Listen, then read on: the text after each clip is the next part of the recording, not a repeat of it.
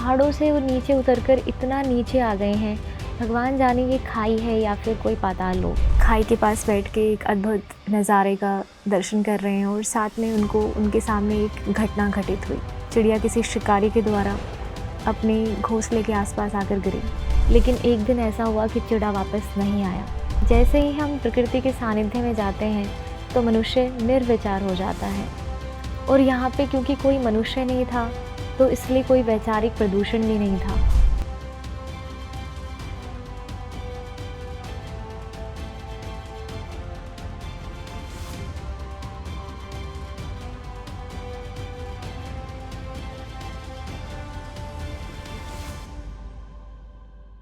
सभी पुण्य आत्माओं को मेरा नमस्कार।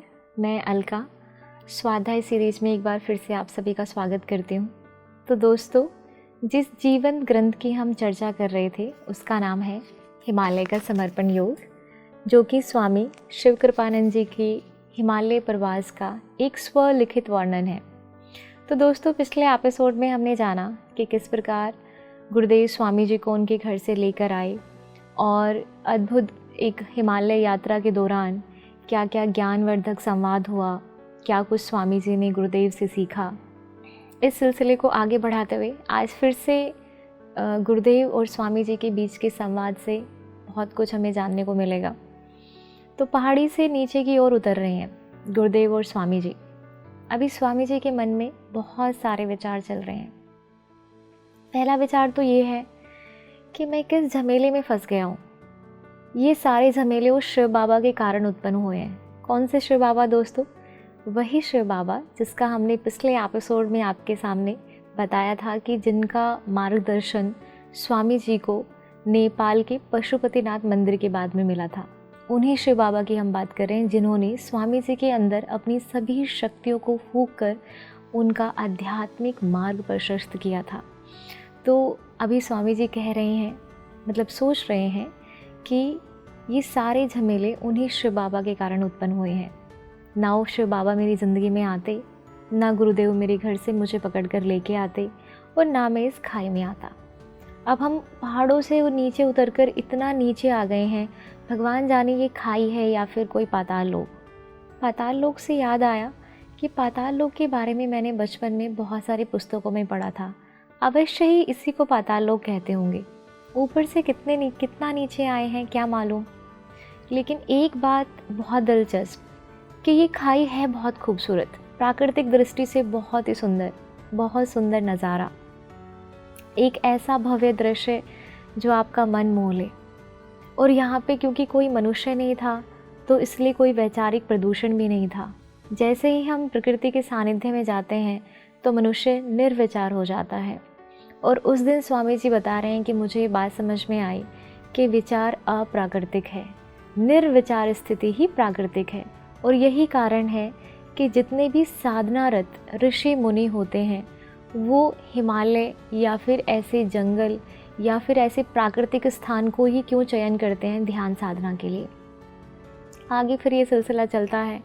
तो पहाड़ों से नीचे उतरकर आखिर में गुरुदेव और स्वामी जी एक गुफा के पास पहुंचते हैं। गुफा गुरुदेव की गुफा नहीं, एक पहाड़ों की बर्फीली जगह को काटकर स्वामी जी और गुरुदेव ने गुफा बनाई थी। जैसे गुफा का निर्माण कर रहे थे तो गुरुदेव ने स्वामी जी को कुछ आदेश दिया कि जंगल से ये यथावत कुछ फूल कंदमूल ये सब तोड़ कर लेके आओ। अब स्वामी जी जंगल में गए तो दोस्तों, स्वामी जी ने वहाँ पर एक ऐसा दर्दनाक दृश्य देखा कि उनके हृदय में एक माँ का वात्सल्य, एक ममता उभर कर आ गई। वो किस्सा मैं आप सबों के सामने शेयर करना चाह रही हूँ। उन्होंने देखा कि एक चिड़िया अपने 2 बच्चों और अपने चिड़े के साथ एक घोंसले में रह रही थी। चिड़ा रोज़ सुबह जाता था दाना चुगने के लिए और शाम को वापस आता था, लेकिन एक दिन ऐसा हुआ कि चिड़ा वापस नहीं आया।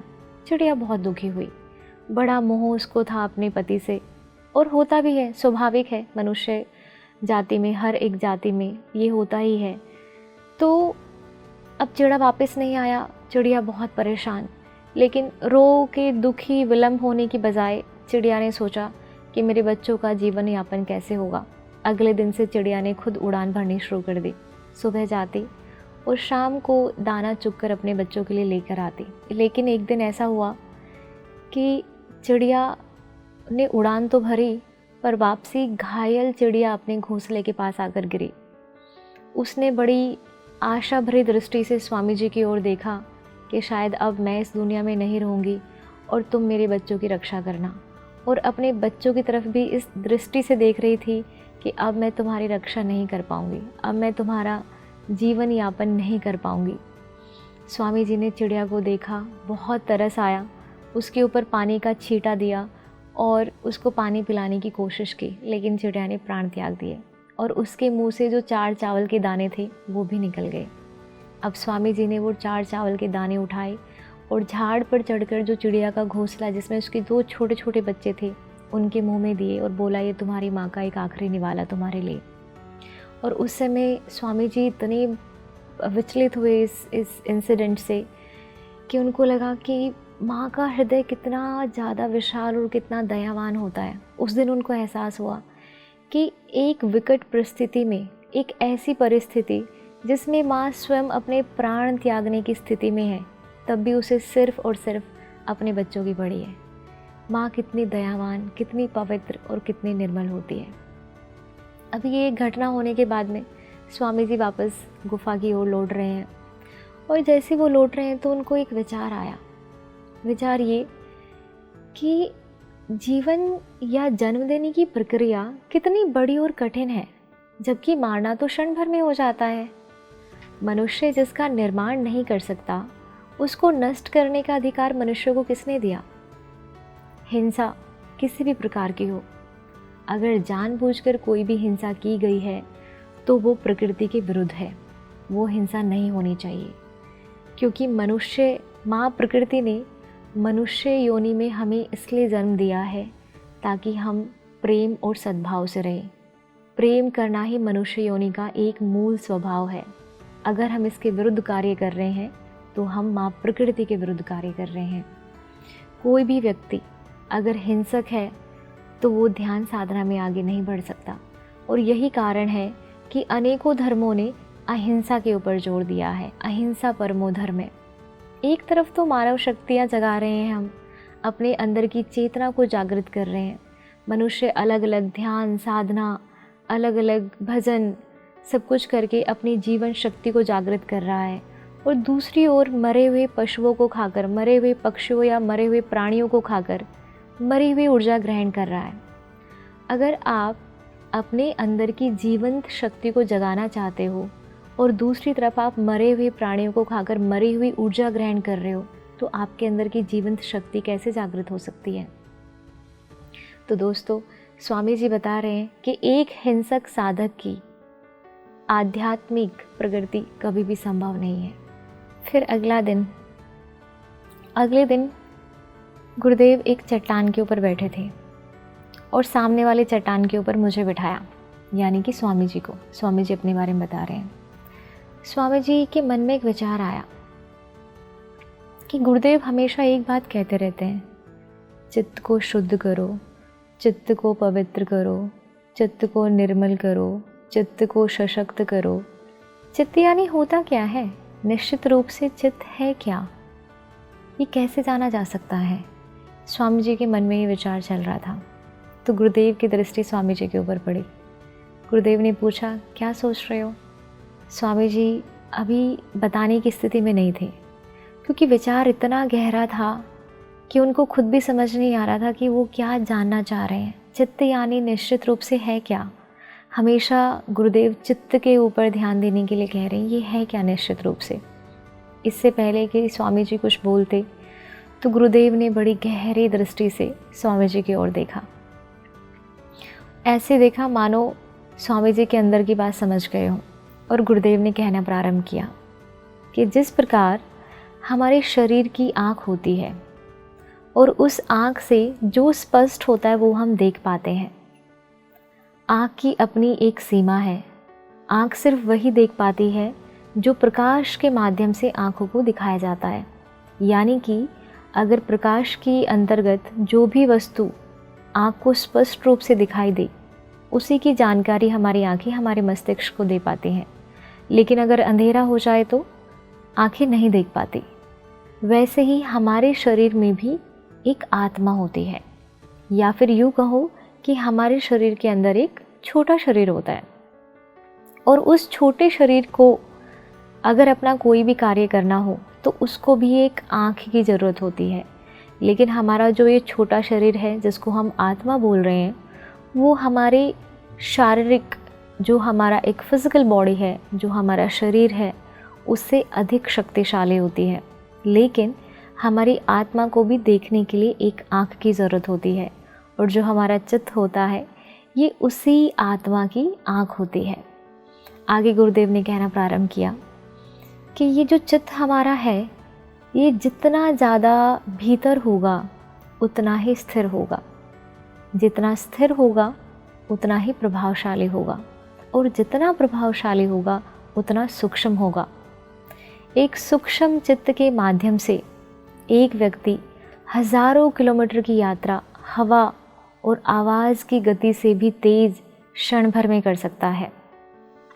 एक सूक्ष्म जो हमारा चित्त होता है वो बहुत ज़्यादा प्रभावशाली होता है, उसके अंदर कुछ अंतर्यामी शक्तियाँ प्राप्त हो जाती हैं। एक सूक्ष्म चित्त के माध्यम से हम किसी भी व्यक्ति के अंतर्मन की दिशा को पढ़ सकते हैं। जैसे हमारे शरीर की आँखें, अगर हमारे सामने कोई व्यक्ति आए तो हम उसकी शारीरिक बनावट को बता सकते हैं, उसने कैसे कपड़े पहने हैं, वो कैसा दिख रहा है, क्या उसने कलर्स उसके हैं, उसका कलर कॉम्प्लेक्शन क्या है, ये सारी चीज़ें हमारी भौतिक आंखें देख सकती हैं। लेकिन अगर उसी व्यक्ति के ऊपर हम अपना प्रभावशाली चित्त रखें तो उस व्यक्ति के विचारों की दिशा, उसका भूतकाल, उसका भविष्यकाल, हम सब कुछ बता सकते हैं, और ये एक अंतर्यामी शक्ति हमारे चित्त को प्राप्त हो जाती है। गुरुदेव कह रहे हैं कि अगर कोई भी साधनारत व्यक्ति ऐसी अंतर्यामी शक्ति को प्राप्त करना चाहता है, ऐसे शुद्ध, निर्मल और प्रभावशाली चित्त को प्राप्त करना चाहता है, तो उसको लगभग 12 साल तक ध्यान साधना रत रहना पड़ेगा। दोस्तों, इतना अद्भुत संवाद, इतना अद्भुत ज्ञान गुरुदेव और स्वामी जी के बीच। फिर अगला दिन, अभी गुरुदेव ने स्वामी जी को बोला कि आज से हम रोज़ जंगल जाएंगे, और जंगल में एक झाड़ी है, उस पर एक बीज लगता है जिसका नाम है गूंज का बीज। अब गुरुदेव और स्वामी जी रोज़ जंगल जाया करते और उस गूंज के बीज को एकत्र कर लेके आते। गुफा के सामने एक बड़ा सा गड्ढा बनाया गया, और जितने भी बीज इकट्ठे कर लाते उस गुफा में सारे के सारे बिखेर देते, और ये वाला अभ्यास कई दिन तक चलता रहा।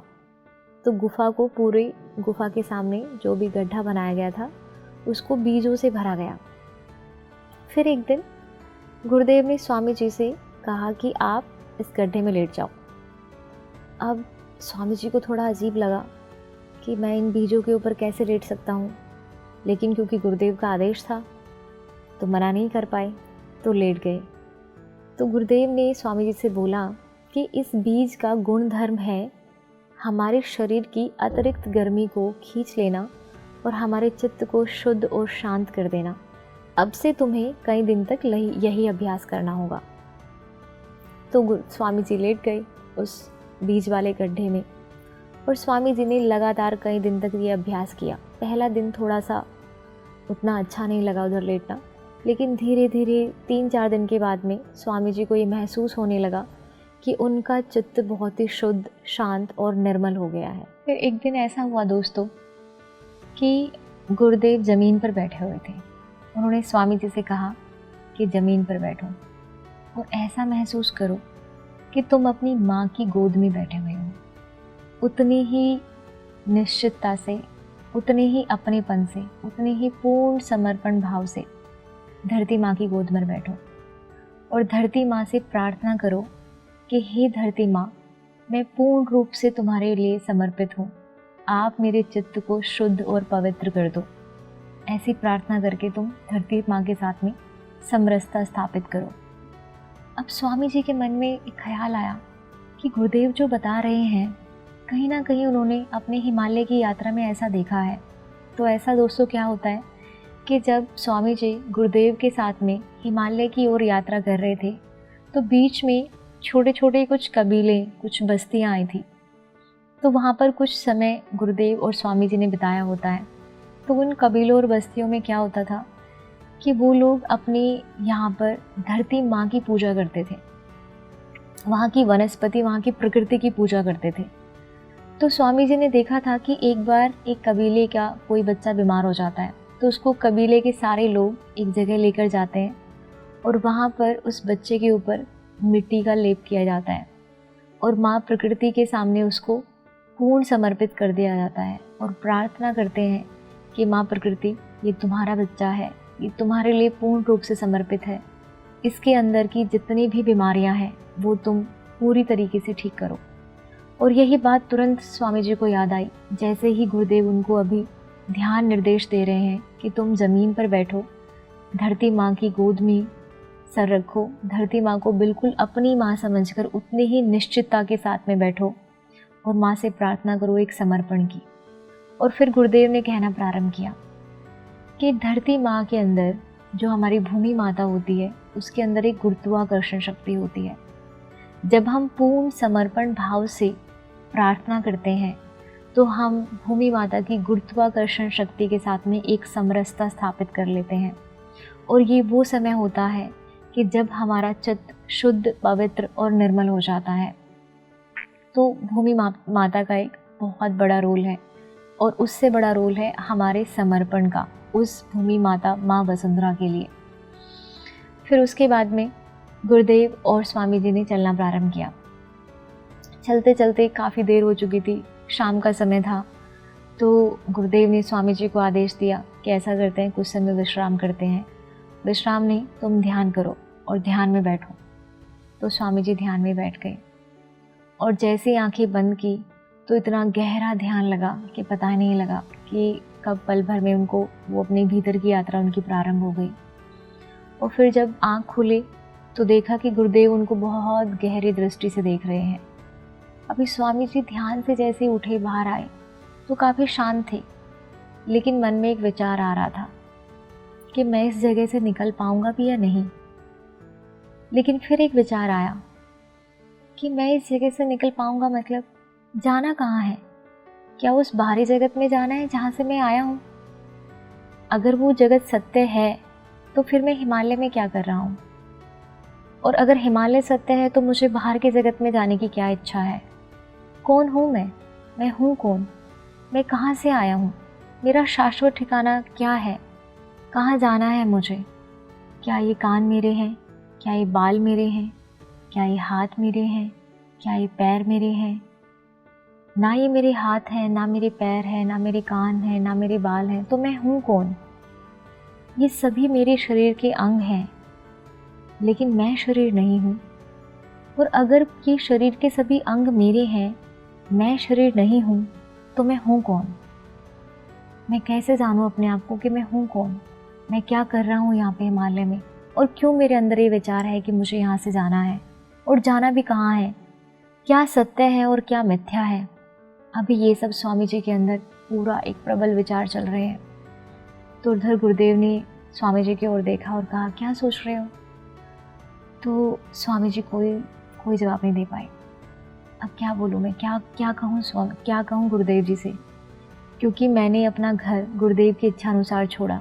अपनी स्वेच्छा से मैं ज्ञान अर्जित हासिल करने के लिए गुरुदेव के साथ में आया हूँ, लेकिन मैं क्या बोलूँ, क्या पूछूँ, मुझे समझ नहीं आ रहा था। पर गुरुदेव ने एक बहुत गहरी दृष्टि से स्वामी जी की ओर देखा। ऐसे देखा जैसे कि वो सब जान गए हो कि स्वामी जी क्या सोच रहे हैं। तो गुरुदेव ने कहा कि अपने आप को जानना चाहते हो, ये जानना चाहते हो कि तुम कौन हो? बहुत आसान है, ध्यान में बैठ जाओ और अपने आप से प्रश्न करो, अपने आप से पूछो कि मैं कौन हूँ। स्वामी जी ने ऐसा ही किया दोस्तों कि ध्यान में बैठ गए और अपने आप से 3 बार प्रश्न किया, मैं कौन हूँ, मैं कौन हूँ, मैं कौन हूँ। और आंखें बंद करके ध्यान साधनारत हो गए।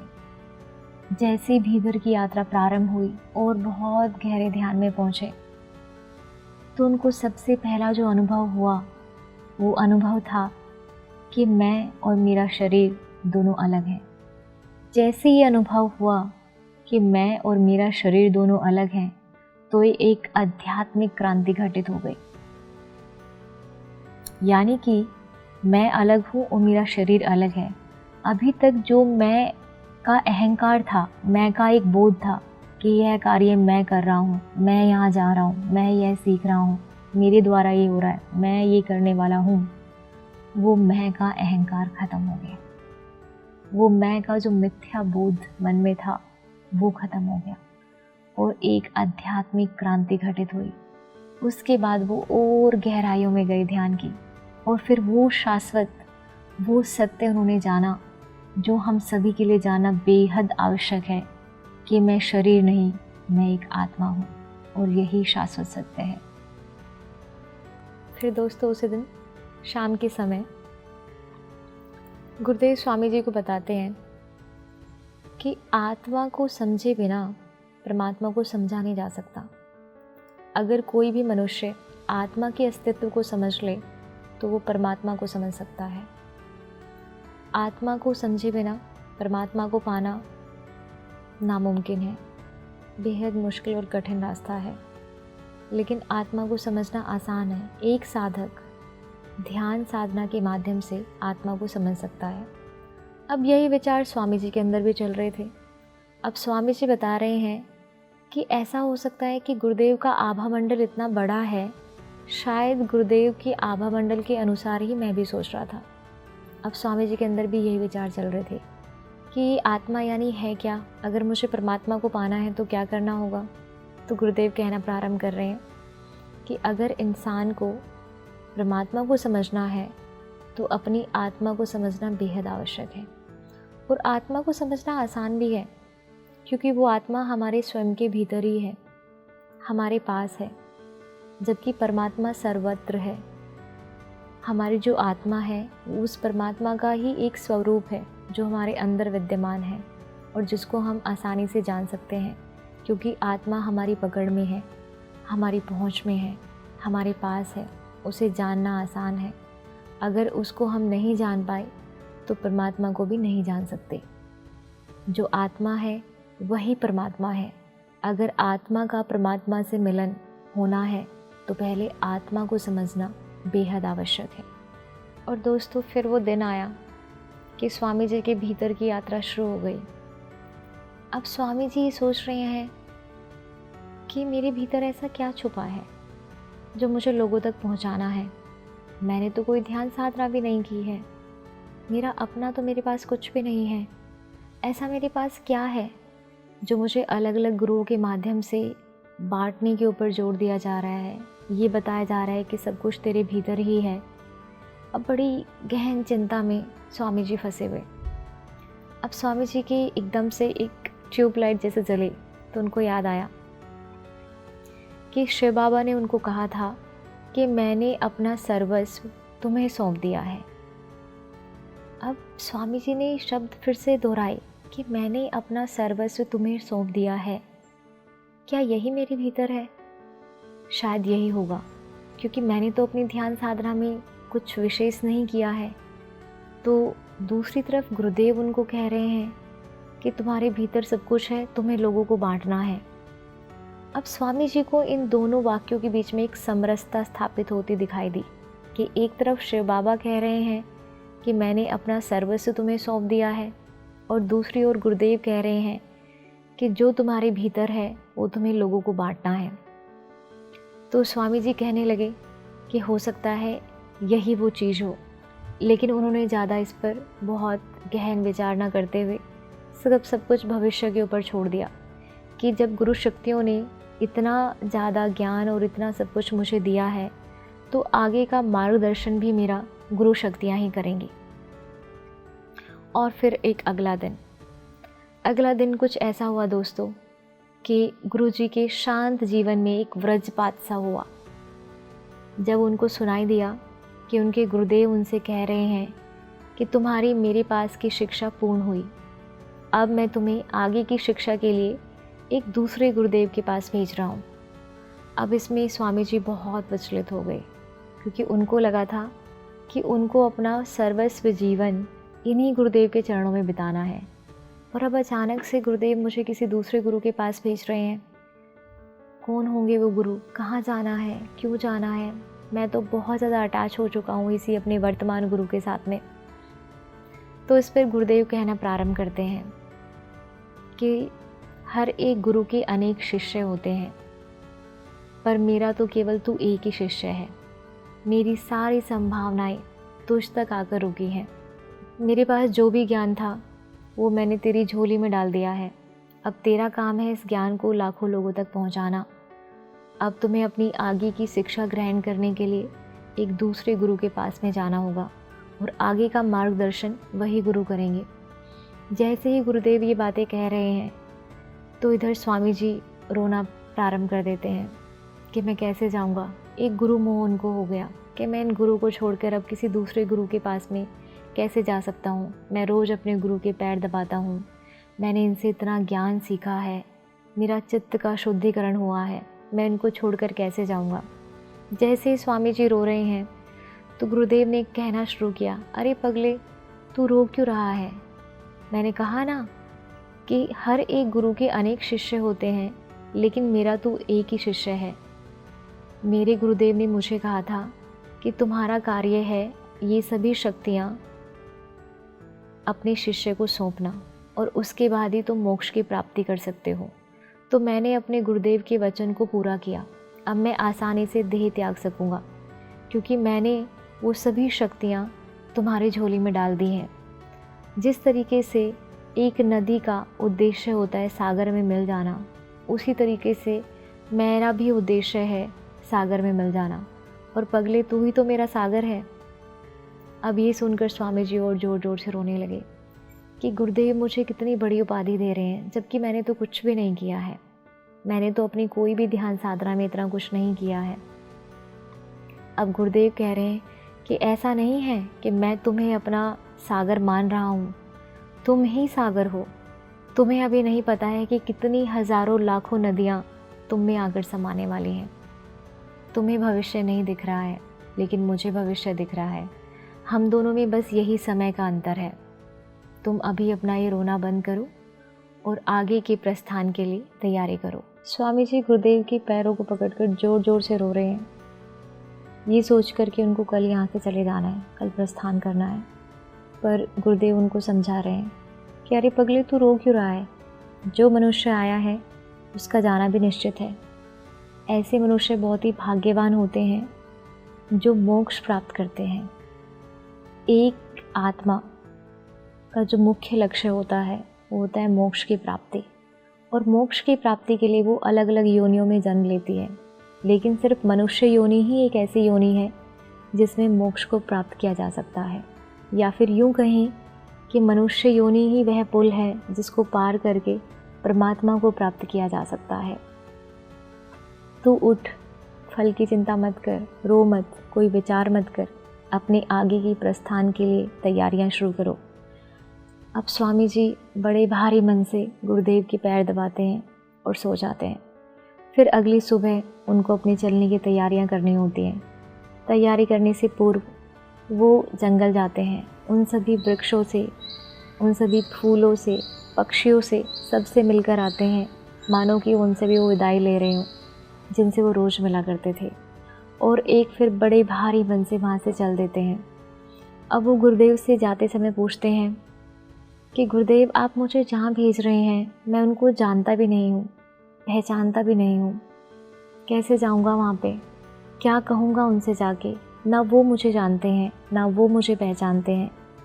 फिर मैं कैसे उनको अपना गुरु बनाऊँगा? कैसे मिलूँगा उनसे? तो उस पर गुरुदेव कहते हैं कि पगले, चिंता मत कर, मैं जहाँ तुझे भेज रहा हूँ वो तुझे जानते भी हैं और पहचानते भी हैं। तुम उनके पास जाकर बहुत अच्छा महसूस करोगे। बस जैसा वो कहें वैसा ही तुम करना, क्योंकि जब हमें मोक्ष की प्राप्ति करनी होती है तो हमें सामूहिकता में काम करना होता है, और गुरुदेव जैसा ही हमारा मार्गदर्शन करे वो ही हमें अनुसरण करना होता है, उसी में हमारा कल्याण होता है। बस तुम इस बात का विशेष ध्यान रखना। अब विदाई के समय स्वामी जी ने गुरुदेव के पैर छूने के लिए झुके गुरुदेव बोले, अरे पगले, मेरे पैर क्यों छू रहा है? मैं तो तेरे नाखून के बराबर भी नहीं हूँ। मैंने अपना सर्वस्व तुझे देकर मोक्ष की प्राप्ति ली है। अब तुझे लाखों आत्माओं को मोक्ष की प्राप्ति करवानी है। बस अपनी लक्ष्य पर ध्यान देना, किसी भी फल की चिंता मत करना।